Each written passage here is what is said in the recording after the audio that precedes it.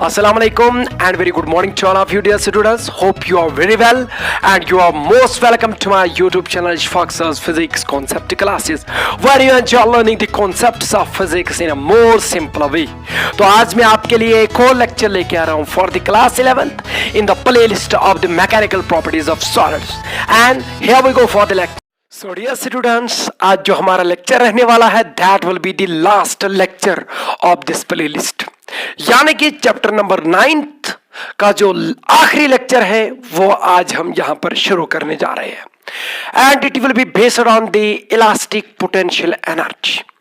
जो इससे पहले मैंने आपको बोला है कि इलास्टिक पोटेंशियल एनर्जी क्या होती है और ये कब आएगी। आपको मैंने बोला है कि यहां पर एक वर्ड है दैट इज पोटेंशियल।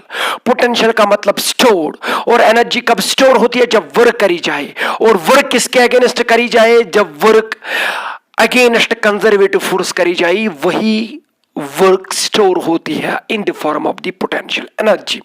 तो इसका मतलब यह है कि हमने कुछ नहीं करना, हमने वर्क करनी है, और वो भी किसके अगेंस्ट करेंगे, कंजर्वेटिव फोर्स के अगेंस्ट। हम देखेंगे कितनी वर्क करेंगे हम, and that amount of work done will be the potential energy stored in the wire. तो हमारा जो टॉपिक है that is elastic potential energy of a stretched wire. एक वायर है उसको हमने स्ट्रेच करना है, तो स्ट्रेच का मतलब है कि मॉलिक्यूलर सेपरेशन इंक्रीज करनी है। तो हम किसके अगेंस्ट मॉलिक्यूलर जब अट्रैक्ट करेंगे वो यहां पर एक अट्रैक्टिव फोर्स अप्लाई करेंगे क्योंकि हम उनकी सेपरेशन इंक्रीज कर रहे हैं। तो इसका मतलब कि हम इधर की तरफ खींच रहे हैं, मॉलिक्यूल अंदर की तरफ खींचना चाहता है, तो हम कंजर्वेटिव फोर्स के अगेंस्ट वर्क करेंगे, तब जाके ये इसकी लेंथ इंक्रीज हो जाएगी। तो हमने वर्क करी, मॉलिक्यूल को दूर खींचा, जब मॉलिक्यूल को दूर खींचा तो लेंथ बढ़ जाएगी, जब लेंथ बढ़ जाएगी तो इसका मतलब यह है कि हमने वर्क करी है and that work done get stored in the form of potential energy. तो that energy is called elastic potential energy. Are you getting me? इसकी डेफिनेशन वगैरह तो वो तो सब आपने इससे पहले वाले लेक्चर में पढ़ा है। आज हम देखेंगे कि वो कितनी एनर्जी होगी। ठीक है, तो क्या करेंगे, हम यहां पर एक वायर लेते हैं। तो चलो मैं यहां पर एक वायर लेता हूं। चलो इसकी जो लेंथ है, इसके पहले कुछ डायमेंशंस वगैरह जो भी है इसकी कुछ स्पेसिफिकेशन वो लिख लेते हैं। ये जो मेरे पास वायर है, suppose it is of that material जिसका youngest modulus of elasticity y है। याद रखिएगा मैं क्या क्या ले रहा हूं। तो y जो है that is the youngest modulus of elasticity, youngest modulus of elasticity, youngest modulus of elasticity of this wire. Are you getting me? Suppose इसकी जो लेंथ है that is capital L. L is its original length. इसकी original length कितनी रखी मैंने, L. Are you getting me? और suppose ये जो वायर है इस मार्कर के जैसी है, आर यू गेटिंग मी? और जब आपकी तरफ मैं दिखाता हूं इधर तो यहां पर आपको एक सर्कल दिखेगा, that is the area of cross section. चलो इस वायर का जो एरिया ऑफ क्रॉस सेक्शन है सपोज दैट इज A। तो जो A है what is it, it is cross sectional area of the wire, cross sectional area, इस wire का क्रॉस सेक्शनल एरिया। अब मैं क्या कर रहा हूं, तो मैंने इसकी लेंथ बढ़ानी है। यहां पर स्ट्रेचड वायर है तो इसकी लेंथ नहीं बढ़ेगी, स्ट्रेन नहीं आएगा जब तक हम स्ट्रेस अप्लाई ना करें, जब तक हम ये डेफॉर्मिंग फोर्स अप्लाई ना करें। सपोज मैं यहां पर, ये इसकी ओरिजिनल लेंथ है, चलो मैं मानता हूं L है। Are you getting me? बाकी सब चीजें आपको पता है। तो इस पे मैं क्या कर रहा हूं, इस पे मैं एक डेफॉर्मिंग फोर्स अप्लाई कर रहा हूं। क्या किया मैंने, डेफॉर्मिंग फोर्स। तो वो मैंने इधर की तरफ इसको अप्लाई किया। Suppose that force is F, that force is, जब मैं डेफॉर्मिंग फोर्स F अप्लाई किया, सपोज ये यहां पर फिक्स्ड है, आर यू गेटिंग मी? तो ये फिक्स्ड है। तो जब मैं इस पे डेफॉर्मिंग फोर्स F अप्लाई किया तो इसकी ओरिजिनल लेंथ यहां तक L थी, चलो ये यहां से यहां तक X बढ़ी।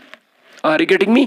इसकी जो एक्सटेंशन आई, इसकी जो इसमें जो स्ट्रेच आया, सपोज दैट इज X, तो यहां से यहां तक कितना होगा, यहां से यहां तक L होगा ओरिजिनल लेंथ। तो इसका मतलब यह है कि जब मैंने डेफॉर्मिंग फोर्स अप्लाई किया, जब मैंने स्ट्रेस अप्लाई किया तो इसमें स्ट्रेन आया, तो मतलब इसकी डायमेंशन जो है वो इंक्रीज हो गई या डिक्रीज हो गई, यानी कि चेंज हो गई। तो यहां पर लेंथ क्या हुई, वो चेंज हो गई। तो कितनी बढ़ी वो, बाय X अमाउंट। समझना मेरी बात। चलो, जब इसमें एक्सटेंशन कितना आया, इसकी लेंथ कितनी बड़ी, x, इसकी लेंथ कितनी बड़ी, x, पहले l थी, अब वो l प्लस x है. There is an increase in the length by which amount, by x amount. Suppose ये x अमाउंट जब इंक्रीज हो गया, उस टाइम जो डेफॉर्मिंग फोर्स था वो F था. Are you getting me? So यहां पर हम लिखेंगे फोर्स जो मैं अप्लाई कर रहा हूं, सपोज दैट इज F. जब इसमें जो डेफॉर्मेशन आई थी, जब इसमें जो लेंथ इंक्रीज हुई थी, when there was an increase in length, how much, and that is x. जब इसमें x इंक्रीज लेंथ हो गई, इससे आगे भी बढ़ रही है, मगर मैं इसको खींच रहा हूं, मैं फोर्स अप्लाई कर रहा हूं, डेफॉर्मिंग फोर्स अप्लाई कर रहा हूं, तो एट एनी इंस्टेंट मैंने फोर्स कितना किया अप्लाई, F. और उस इंस्टेंट पे जब फोर्स F अप्लाई हो रहा था, उस टाइम जो एक्सटेंशन इसमें आया, suppose that is x. So there is a relationship between F and x. x is the increase in length when the force was F. Are you getting me? तो ये चीज दी गई है. मैं इसको स्ट्रेच करते जा रहा हूं, बट इस स्टेज पे, किसी भी स्टेज पे, चलो मैं मानता हूं कि उस टाइम डेफॉर्मिंग फोर्स F अप्लाई हो रहा था और इसमें जो लेंथ जो इंक्रीज हो गई थी वो x हो रही थी, वो आगे भी बढ़ जाएगी, मगर मैं इस स्टेज को पहले एनालाइज करूं. तो अब मैं यहां पर आपसे पूछ रहा हूं, बताइए इस वायर का यंगस्ट मॉडुलस ऑफ इलास्टिसिटी कितना होगा? एक ही मटेरियल है, तो जब तक एक ही वायर होगी, एक ही मटेरियल की बनी है, तो इसका मतलब कि इसका youngest modulus of elasticity change नहीं होने वाला है, because youngest modulus of elasticity is a microscopic property. It does not depend upon the specimen. It depends upon the materialistic property. ये मटेरियल पे डिपेंड करती है. तो मटेरियल तो आपने चेंज नहीं किया, आपने इसके डायमेंशन चेंज किए. तो यंगस्ट मॉडुलस ऑफ इलास्टिसिटी को कोई लेना देना नहीं है इसके डायमेंशन से. उसको किसके साथ है? मटेरियल के साथ. जब तक ये सिटिल है, तो आप सिटिल को कुछ भी करें, तो यंगस्ट मॉडुलस ऑफ इलास्टिसिटी वही का वही रहने वाला है. मॉडुलस ऑफ इलास्टिसिटी कोई भी ले ले, तो वो वही का वही रहने वाला है. You know these things. ये तो मैंने इससे पहले वाले लेक्चर उसमें सब कुछ क्लियर किया.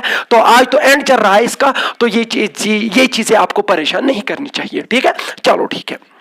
अब मुझे एक बात बताओ, इसका यंगस्ट मॉडुलस ऑफ इलास्टिसिटी किसके बराबर होगा? सपोज वो y के बराबर है, बट वो y कितना होगा?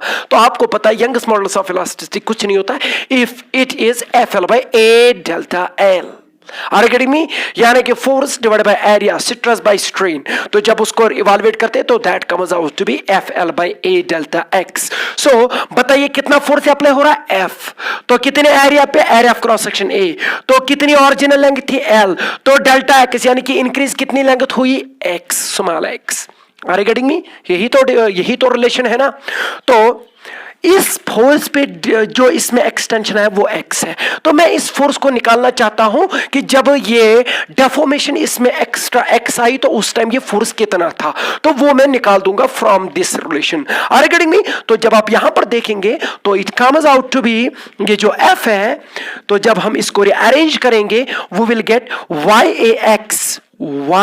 YAX divided by L. What will be this thing? This thing will be the force. कितना फोर्स इस पे लग रहा है, इस वायर पे कितना फोर्स लग रहा है जब आपने कितनी डेफॉर्मेशन इसमें लाई? X. Where A is the area of cross section of the wire, Y is the youngest modulus of the wire, and L is the original length of the wire. Are you getting me? Using this relation we can calculate the force जितना मैंने apply किया है. ठीक है, अब मैं क्या करता हूं, अब आप आगे ध्यान दे दीजिए. अब आपको पता है कि यहां पर पोटेंशियल एनर्जी निकालनी है, तो इसका मतलब है कि हमने वर्क करनी है. क्या करनी है? वर्क. वो वर्क किसके अगेंस्ट करेंगे? कंजर्वेटिव फोर्स के अगेंस्ट. ये इसके मॉलिक्यूल्स है, तो what is happening to the molecules?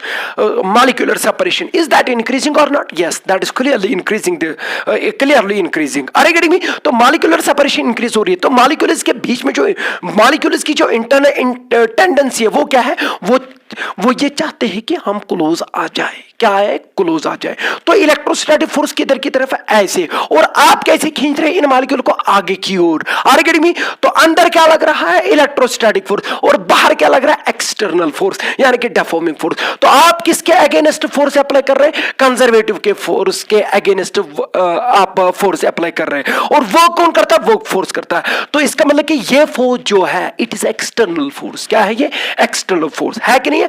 तो ये इसको खींच रहा है. जब ये इसको खींच रहा है, ये इसको डिस्प्लेसमेंट दे रहा है, और फोर्स जब डिस्प्लेसमेंट देगा तो वो वर्क करेगा. Are you getting me? और कब करेगा वर्क? जब ये displacement along its line of action करेगा। लाइन ऑफ एक्शन इधर की तरफ है तो मॉलिक्यूल यानी कि इसकी जो लेंथ है वो आगे की तरफ डिस्प्लेस हो रही है। अब कितनी हो रही है? एट एनी इंस्टेंट जब इसमें ये जो इंक्रीज इन लेंथ एक्स आया था उस टाइम फोर्स एफ लग रहा था। अब मैं क्या करता हूं, मैं चाहता हूं कि मैं और इसकी लेंथ बढ़ा दूं। अभी तक कितनी हुई है? एक्स, और जब एक्स बढ़ गई लेंथ तो उस टाइम फोर्स कितना लग रहा है? इतना। आगे में नाउ मैं क्या करता हूं, यहां पर मैं इसकी लेंथ और थोड़ा बढ़ा दूं। कितना? डेल्टा एक्स, बहुत छोटा। आगे में तो देखिए, ध्यान से दे दीजिए, देखिए इसको। Suppose this is now the additional increase in its length. तो यहां तक एक्स है, कितना? एक्स, और यहां तक एल है, और ये जो थोड़ा मैंने बढ़ा दिया, suppose that is delta x. बहुत कम मैंने डिस्प्लेसमेंट कर दी, पर कौन कर रहा है? यही एक्सटर्नल फोर्स अप्लाई कर रहा है। बट आप बोलेंगे कि सर अब तो ये थोड़ा बढ़ाना भी चाहिए आपको, क्योंकि ये इस फोर्स पे तो डिस्प्लेसमेंट एक्स थी, और बढ़ानी है तो फोर्स को भी बढ़ाना पड़ेगा। मगर मैंने डिस्प्लेसमेंट बहुत कम कर दी। ये जो यहां तक इसकी एक्सटेंशन आई है, मैंने थोड़ा, मतलब कि एक एलिमेंट्री इंक्रीज इन लेंथ कर दिया, थोड़ा लेंथ बढ़ा दिया। तो जब थोड़ा लेंथ बढ़ा दिया तो लगभग फोर्स तो यही रहने वाला है। आगे में तो अब देखेंगे जब ये इतनी डिस्प्लेसमेंट करेगा, बताइए डिस्प्लेसमेंट किधर की तरफ हो रही है? उधर की तरफ हो रही है। बहुत अच्छा, तो डिस्प्लेसमेंट इधर की तरफ हो रही है। कितनी? dx या डेल्टा एक्स, आपकी मर्जी। तो dx लिख लीजिए, हम छोटे डिस्प्लेसमेंट करेंगे तो डेल्टा एक्स होता है अप्रिशिएबल चेंज और dx होता है इनफाइनिटेसिमली स्मॉल चेंज। तो मैं बहुत कम डिस्प्लेसमेंट किया, बहुत कम एक्सटेंशन किया। कितना? dx। तो क्या अभी भी फोर्स यही रहेगा? सर थोड़ा बढ़ेगा, मगर dx तो आपको पता है कि वो बहुत कम होता है, तो इसका मतलब कि फोर्स यहां पर लगभग यही रहने वाला है। तो आप मुझे बताइए, क्या इस फोर्स ने डिस्प्लेसमेंट कर दी? कितने? dx। तो ये वर्क करेगा? बिल्कुल करेगा। क्या ज्यादा वर्क करेगा, कम वर्क? सर बहुत कम वर्क करेगा, क्योंकि डिस्प्लेसमेंट बहुत कम है तो वर्क भी बहुत कम होगी। तो अब मुझे बता दीजिए, small amount of work done, small amount of work done by external force. इस एक्सटर्नल फोर्स ने कितनी वर्क डन कर दी? बहुत कम, मगर कितना इसको एक्सटेंशन दे दिया? In further extending it by an amount of dx से बढ़ा दी इसकी लेंथ। तो आपको पता है, अब आप बोल रहे कि वर्क डन क्यों निकाला सर ने? मैंने आपको पहले बोला क्या हमने वर्क करनी है, वर्क ही निकालेंगे तो एनर्जी निकलेगा। तो आपको पता है कि work is nothing, it is the mode of transfer of energy. जब यही वर्क कंजर्वेटिव फोर्स के अगेंस्ट करी जाए तब ये वर्क स्टोर हो जाएगी। दैट इज व्हाई मैं यहां पर वर्क ले रहा हूं। तो जब जब आप पोटेंशियल देखेंगे, आगे बढ़ेंगे आप, तो पोटेंशियल का वर्ड तब तक नहीं आएगा जब तक कंजर्वेटिव फोर्स के अगेंस्ट वर्क ना करी जाए। यहां पर तो माशाल्लाह आपको पता है कि मॉलिक्यूल्स के बीच में इलेक्ट्रोस्टैटिक फोर्स है, and electrostatic force is conservative force, and that is acting in the, जो यहां पर मॉलिक्यूल होगा उस पे इधर की तरफ लगेगा और आप उधर की तरफ उसको खींच रहे हैं। तो यहां पर आप इसके अगेंस्ट वर्क कर रहे हैं। तो बताइए वो वर्क कितनी होगी? वो भी तो dw होगी। dw mean small amount of work done. तो किसके बराबर निकली? Work is nothing, it is the dot product between the force and displacement. So force vector dot displacement vector. Are you getting me? तो force vector dot displacement vector will give the small amount of this work done. इसने कितनी work करी, इसको और extension कितना दिया इसने? dx extension दे दिया। तो अब आप बोलेंगे कि सर आपने पहले ये x क्यों निकाला, इस x पे इतना फोर्स क्यों लगा? क्योंकि मुझे फोर्स पता चला ना कितना है। दैट इज व्हाई मैंने पहले बोला कि सपोज एट एनी इंस्टेंट जब x डिस्प्लेसमेंट थी इसमें, जब x एक्सटेंशन था इसमें, उस टाइम फोर्स f था, फिर मैंने और थोड़ा बढ़ा दिया तो फोर्स वही रहेगा। Are you getting me? क्योंकि वो और थोड़ा बढ़ाने में फोर्स तो लगभग कांस्टेंट ही रहने वाला है। दैट इज वो फोर्स में यूज करूंगा यहां पर। अदरवाइज अगर मैं यहां पर डायरेक्ट लिखता तो मुझे पहले पता नहीं था कि how much is the force. Are you getting me? That is ये वाला प्रोविजन मैंने यहां पर ले लिया। तो small amount of the work done will be equivalent to, आपको पता है डॉट प्रोडक्ट है, तो ये फोर्स आपको पता है कि A vector dot B vector किसके बराबर होता है? A B cos of theta. तो यहां पर लिखेंगे एफ dx कॉस ऑफ। बताइए डिस्प्लेसमेंट यानी कि एक्सटेंशन किधर की तरफ हो रही है और फोर्स किधर की तरफ लग रहा है, तो उनके बीच में एंगल देखिएगा।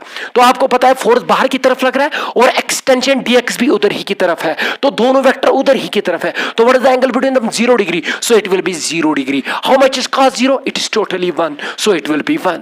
Are you getting me? तो बहुत अच्छा।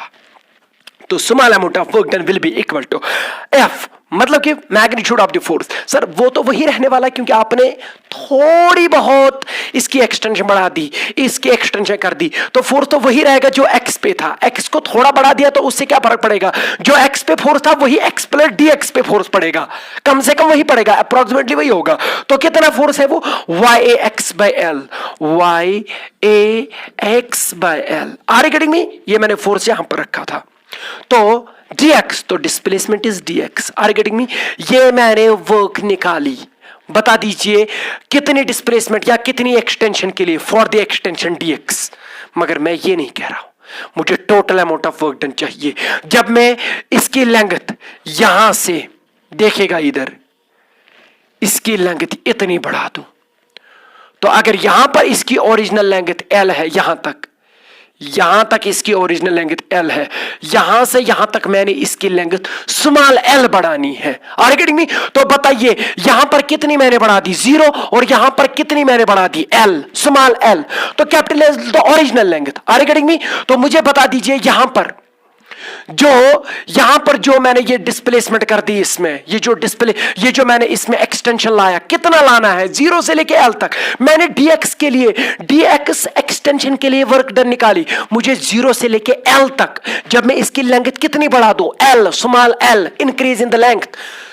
Capital L is the original length and small l वो यहां से यहां तक स्टार्ट हो रहा है, इतनी मैंने इसकी लेंथ बढ़ानी है, तो उसके लिए वर्क करना पड़ेगा। मैंने छोटे dx जब एक्सटेंशन किया था उसके लिए वर्क डन निकाली थी, अब मैंने यहां से यहां तक निकालनी है। जब मैं l कर दूं तो मैं ऐसे ऐसे छोटे छोटे वर्क्स को सम करूंगा, continuous sum, and that is called the integration. तो इसका इंटीग्रेशन करेंगे total amount of work done निकालने के लिए। Are you getting me? तो आगे चलते हैं।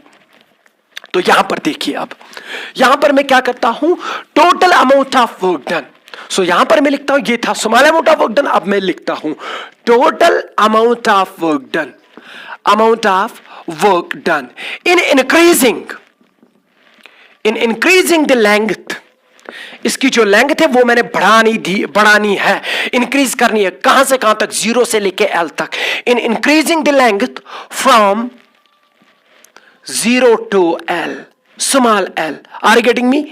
मतलब कि इसकी लेंथ पहले 0, इसके ओरिजिनल लेंथ l है, तो वहां पर कुछ इंक्रीज नहीं हुआ। अब मैंने इंक्रीज कहां से करना है, 0 से लेके l तक, मतलब कि और एक्स्ट्रा लेंथ इसमें ऐड करनी है, और एक्स्ट्रा लेंथ इसमें स्ट्रेच करनी है। तो कितना करना है, l। तो उसके लिए क्या करूंगा, जो मैंने छोटे लेंथ जब मैंने बढ़ा दी उसके लिए इतनी वर्क करी, तो इसी वर्क को क्या करेंगे, इसको कंटिन्यूअस समेशन करेंगे। That will be given by this thing but integrating it. Integration means continuous summation. इसी छोटे छोटे वर्क्स को ऐसे में करते जाऊं, उनको मैं एडअप करूं, we will get the total amount of work done.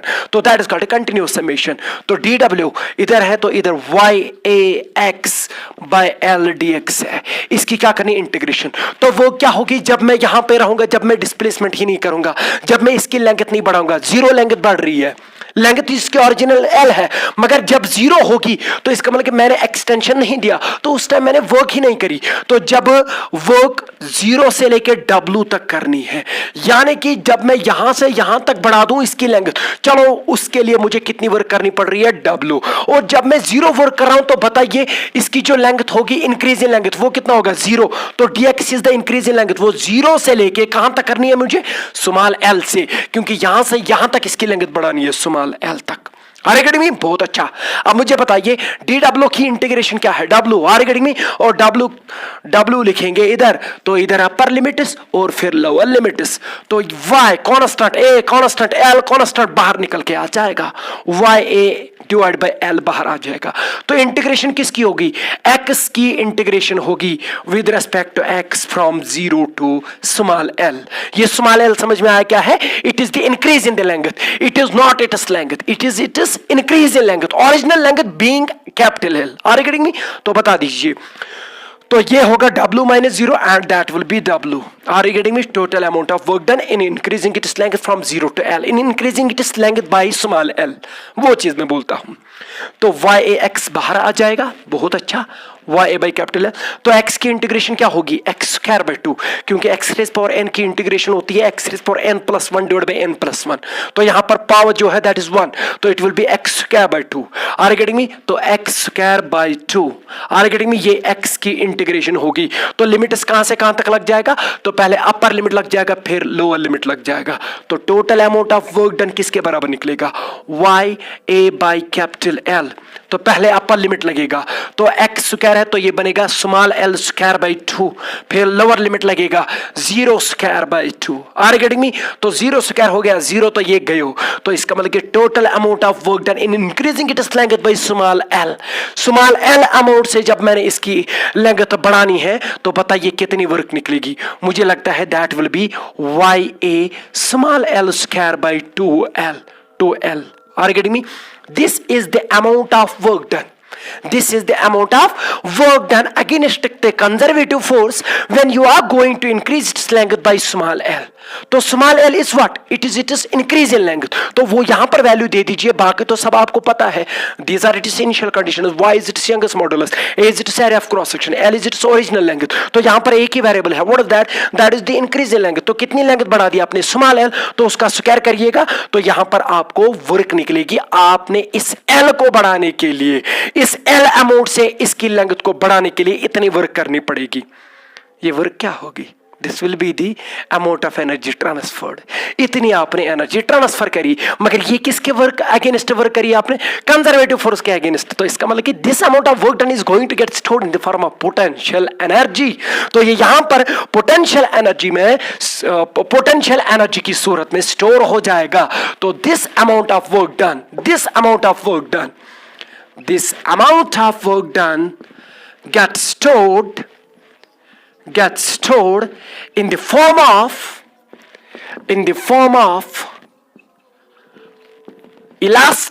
elastic potential energy, elastic potential energy of this stretched spring, yes, sorry, stretched wire. So therefore U से हम potential energy लिखते हैं, V से हम potential लिखते हैं। ये चीज याद रखिएगा, potential energy और potential में बहुत अंतर है।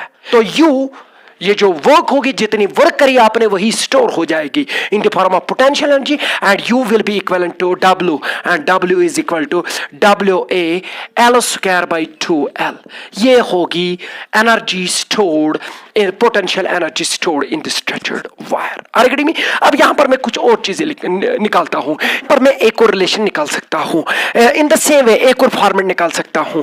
तो U is equal to, but real relation यही है, तो मैं 1/2 लिखा, 1/2 लिखा, फिर क्या है, Y A small L square by capital L. देखिए आप मुझे बताइए यंगेस्ट मॉडुलस ऑफ इलास्टिसिटी किसके बराबर होगा, एफ एल यानी कि original length divide by area of cross section into change in length, that is small L. तो यहां पर देखिए, here it is Y A by capital L, तो इट इज वाई, ये ए इधर जाएगा तो मल्टीप्लाई हो जाएगा, ये कैपिटल एल जो इधर मल्टीप्लाई वो डिवाइड हो जाएगा इधर। तो बताइए इधर क्या बचा, इधर बचा F divided by small L. ध्यान से देखिए, ए इधर मल्टीप्लाई हो जाएगा और जो एल है वो डिवाइड हो जाएगा। तो what do we get, wherever it is YA by capital L, we can replace it by F by small l. Are you getting me? Here it is 1/2 and we have written that 1/2. Now it is YA by capital L. YA by capital L के बदले हम F by small l लिख सकते हैं। Are you getting me? अब इसके इधर क्या है, small l square, तो एक l और एक l गया। Are you getting me? Now it is left with 1/2 F into L. So this is again a relation for the same elastic potential energy stored in a stretched wire. So what is this thing called as? So U is equal to 1/2. What is this F? F is the stretching force. आपने कितना force apply किया, तो it is stretching force या deforming force, stretching force into, और क्या है L, what is L? L is the elongation. इस stretching force ने कितनी elongation करी, तो यहां पर आप elongation लिख सकते हैं। Are you getting me? तो बहुत ही आसान शब्द में आप इस potential energy को ऐसे भी याद रख सकते हैं। It is nothing, it is U is equal to 1/2 stretching force into elongation. इस stretching force ने कितनी elongation करी, उनको multiply करिएगा, divide by 2 करिएगा, you will get the potential energy stored. Are you getting me? बहुत सारी और relation निकल सकती है यहां से। जरा मैं एक और relation निकाल के देता हूं आपको। अब मुझे एक बात बताएं, यहां पर ये जो u है, ये पोटेंशियल एनर्जी किसके बराबर निकली, Y A L square by 2l। Are getting me, यही रिलेशन है 1/2। फिर क्या है, Y A small L square, Y A small L square divided by capital L, यही है ना। तो अब इसको एक और फॉर्मेट में लिख सकता हूं। मैं क्या करता हूं, ये जो एल है ना, ये एल स्क्वायर ऊपर है, नीचे कैपिटल एल है, तो मैं नीचे कैपिटल एल से मल्टीप्लाई करूंगा मगर डिवाइड भी करूंगा। कोई परेशानी बिल्कुल भी नहीं, क्योंकि मैंने जिससे मल्टीप्लाई किया उससे डिवाइड किया। क्यों किया, क्योंकि यहां ऊपर एल स्क्वायर है, स्मॉल एल स्क्वायर, यानी कि increase in length, divide bye है ओरिजिनल लेंथ। अगर ऊपर इंक्रीज इन लेंथ स्क्वायर है तो मैं नीचे लिखूंगा ओरिजिनल लेंथ स्क्वायर। आर्गेट में इसीलिए मैंने एल से मल्टीप्लाई किया। अब u will be equal to 1/2 into Y A, Y भी लिखा, ए में नहीं लिखूंगा, स्मॉल एल स्क्वायर लिखा, small L square divide by capital L square लिखा, इतना भी। अब क्या लिखना बाकी है, ए एल। अब देखिए what is AL? A is the area of cross section, L is the original length, so it is the volume of the wire. It is the volume, it is not increase in the volume, it is the volume of the wire, because here it is capital L. Capital L means length, original length of the wire, and A means area of cross section. What do we get when we do the multiply between area of cross section and the original length? We will get the volume, so it will be the volume of the wire. What is change in length divided by original length? That is called a strain. So it is change in length divided by original length square, so it will be strain square. Getting me, बहुत अच्छा। तो यहां पर ये जो u निकलेगा potential energy store, ये आपको इसके बराबर में निकलेगा 1/2 y के बदले आप, ये तो पता यंगस मॉडुलस है, यहां सिट्रस है, बिकॉज यंगस मॉडुलस भी एक प्रकार का सिट्रस ही होता है। तो it is what, it is Young's modulus into strain square, into strain square into volume of the wire. यहां पर आ जाएगा वॉल्यूम ऑफ द वायर। एक और फॉर्मूला है इसको याद रखने का, 1/2 Young's modulus into strain square into volume. Are getting me? अब यहां पर आप एक और चीज लिख सकते हैं, देखिए एक और फॉर्मेट में लिख सकता हूं, देखिए वो क्या होगा। बहुत सारे रिलेशन आप इसके साथ खेल सकते हैं, इस रिलेशन के साथ। आप देखिए, अब u लिखा, मैं u भी लिखा, 1/2 भी लिखा, Young's modulus into strain square, मैं लिखूंगा Young's modulus, sorry modulus into strain square, जो है ना मैं फिर से लिखूंगा स्ट्रेन, कोई problem not at all, into volume, volume of the wire. अब यहां पर देखिए, what is Young's modulus into strain, that is stress. You know very well, stress is directly proportional to strain. Proportionality को हटाओ, constant को बुलाओ, and the constant here it is Young's modulus. So it will be Young's modulus into strain. So Young's modulus into strain will give you the stress. So here U is equal to 1/2. Young's modulus into strain. What do we get? We get the stress. So here it will be stress. Are you getting me? And it is strain. Are you getting me? And here it is volume. So are you getting me? What do we are getting? तो यहां पर आप elastic energy stored in a stretched wire, we can remember the relation by this way also, that potential energy stored is equal to half of the stress into strain into volume. Are you getting me? आप पे निर्भर करता है आप इस relation के साथ कैसे खेल सकते हैं। अब यहां पर मैं एक काम करता हूं, ये जो वॉल्यूम है ना, वॉल्यूम इसका, उसको मैं डिवाइड करता हूं यहां पर। So what do we get? We get energy store per unit volume, volume of the wire, energy stored per unit volume of the wire, that will be equal to 1/2 into stress into strain. Are you getting me? 1/2 stress into strain. Are you getting me? This is called energy per unit volume. Unit volume में कितनी energy store हो गई, that is called the energy density. So यहाँ पर एक और relation आ गई, इसको हम बोलते हैं energy density, U bar. U bar means energy density, that comes out to be 1/2 into stress into strain. Are you getting me? तो ये चीज आप, ये फार्मूला आप मुंह ज़बानी याद रखिएगा कि जो एनर्जी डेंसिटी होता है वो किसके बराबर निकलता है, half of stress into strain. तो एनर्जी डेंसिटी होता है energy store per unit volume, volume वहां से निकाल के दे दीजिए तो इधर आ जाएगा, तो you will get the potential energy. Are you getting me? तो इसको हम एक और फॉर्मेट में लिख सकते हैं। मैंने बोला ना कि अब आप इसके साथ खेल सकते हैं, तभी खेल सकते हैं जब आपको सारी की सारी फॉर्मूला मुंह ज़बानी याद है।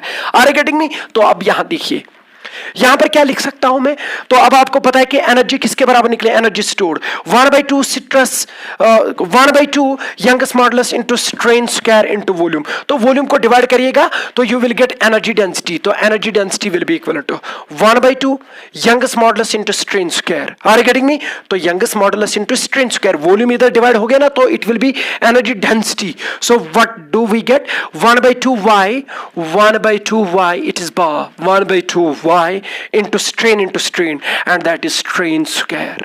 strain, square. This is the relation for the another relation for this energy density. Are you getting me? अब मैं इस पे एक न्यूमेरिकल देता हूं, वो आप करिएगा, बट आप कोई भी फार्मूला यूज करिए, no problem at all. It depends upon you, आपका ये पर्सपेक्टिव क्या है, आप कौन से फार्मूला याद रख रहे हैं. तो कोई भी फार्मूला याद रखिएगा तो वहां से सारी की सारी ये जो फॉर्मेट्स है, सारे के सारे फॉर्मेट्स निकल के आ जाएंगे. यहां पर मैं एक न्यूमेरिकल देता हूं, तो ये आप करिएगा, और न्यूमेरिकल यहां पर है. तो इस न्यूमेरिकल का क्या है कि आप इसका जो आंसर है वो कमेंट सेक्शन में मुझे पोस्ट करिएगा.